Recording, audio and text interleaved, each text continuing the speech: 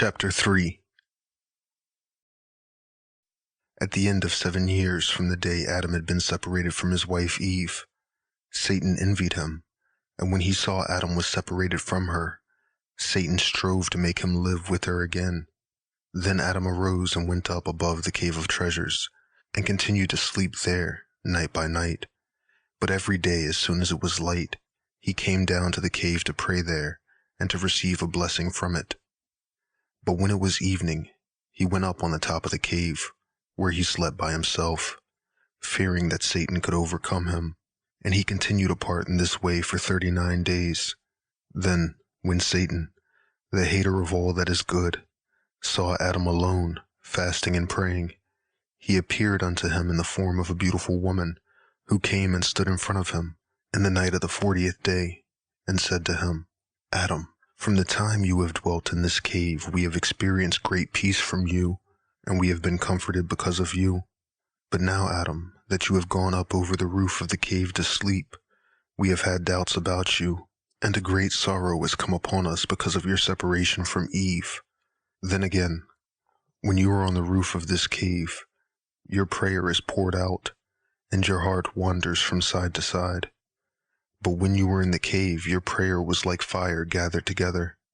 It came down to us, and you found rest.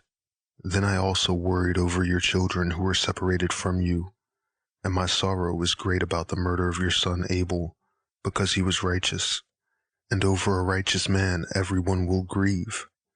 But I rejoiced over the birth of your son Seth. But after a little while, I sorrowed greatly over Eve, because she is my sister. For when God sent a deep sleep over you and drew her out of your side, he brought me out with her, but he raised her by placing her with you, while he lowered me. I've rejoiced over my sister for her being with you, but God had made me a promise before, and said, Do not grieve.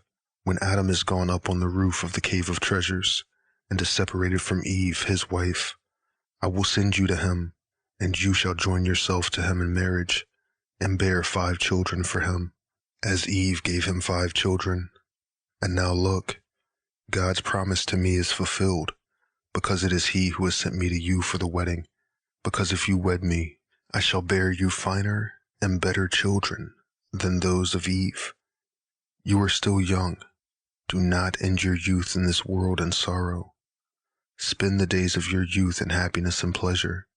Your days are few, and your trials have been great. Be strong and end your days in this world in rejoicing. I shall take pleasure in you, and you shall rejoice with me in this way, and without fear. Get up and fulfill the command of your God. She then came near Adam and embraced him.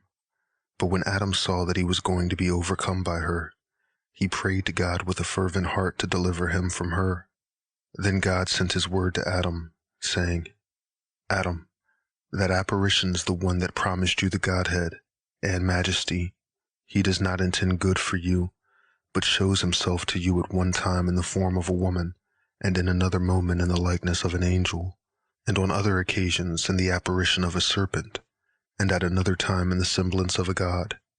But he does all of this only to destroy your soul.